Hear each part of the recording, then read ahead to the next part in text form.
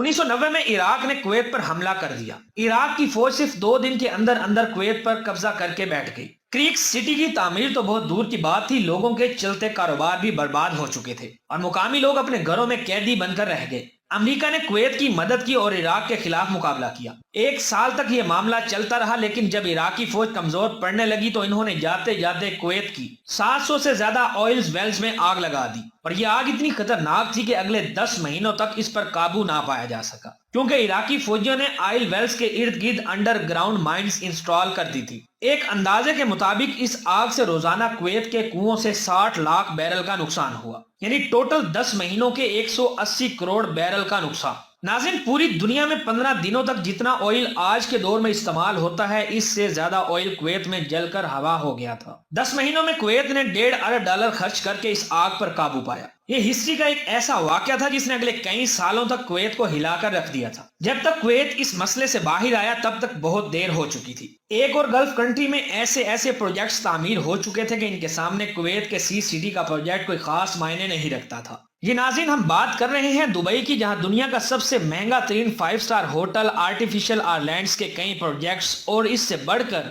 दुनिया की सबसे ऊंची बिल्डिंग बुर्ज खलीफा की तामीर भी शुरू हो चुकी थी। लेकिन फिर भी कुवैत ने 2004 में सी सिटी की कंस्ट्रक्शन का काम शुरू कर दिया। सी सिटी का यह प्रोजेक्ट 5 हिस्सों में तकसीम किया गया और यह फैसला किया गया कि एक एक करके तमाम फेजेस का काम मुकम्मल किया जाएगा। सबसे पहला काम था फेज 1 और फेज 2 पर खुदाई करने का। इसके लिए 40 बिल्डोजर्स, 90 डंपर्स, 87 एक्सकावेटर्स, 48 डंप ट्रक्स और 6 क्रेन्स मंगवाई गई। ये कोई आम खुदाई नहीं थी, क्योंकि रेगिस्तान के इस हिस्से में सिल्ट पाई जाती है। सिल्ट एक बहुत सॉफ्ट किस्म की मिट्टी होती है जिसके ऊपर किसी भी किस्म की कंस्ट्रक्शन नहीं हो सकती। तामीर करना तो दूर की बात, इस पर चलना भी मुश्किल काम है। सबसे पहले खुदाई करके ऊपर वाली लेयर से रेत अलग की गई और फिर नीचे से सिल्ट को निकाला गया और फिर वही रेत डालकर जमीन का लेवल बढ़ाया गया, ताकि आने वाले टाइम में ग्लोबल वार्मिंग की वजह से समंदर का लेवल बढ़े तो इससे साहिल पर बनने वाले विलास पर कोई असर ना हो। इस प्रोजेक्ट के डायरेक्टर के अंदाजे के मुताबिक सी सिटी के फेज 1, 2 और 3 में से 74 मिलियन क्यूबिक मीटर सैंड निकाली गई।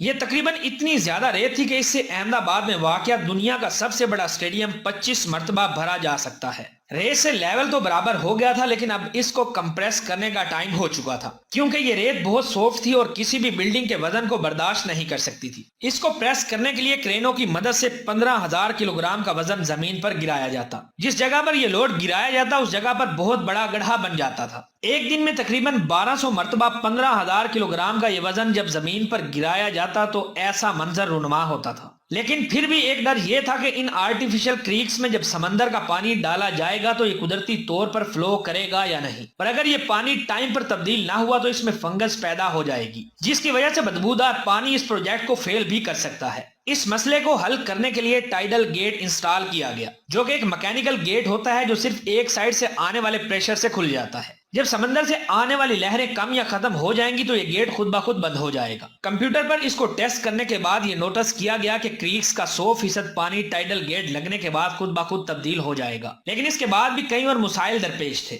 सी सिटी के इस प्रोजेक्ट में कुल 250 किलोमीटर पर नए बीचेस बनाने थे, यानी कुवैत की कुल कोस्ट लाइन से भी ज्यादा लंबी ये कोस्ट लाइन होने वाली थी। इस कदर ज्यादा बीचेस के लिए वो मखसूस सैंड भी दरकार होगी जो नॉर्मली बीचेस पर पाई जाती है। माहिरीन ने इसका हल भी तलाश कर ही लिया। नॉर्मली साहिल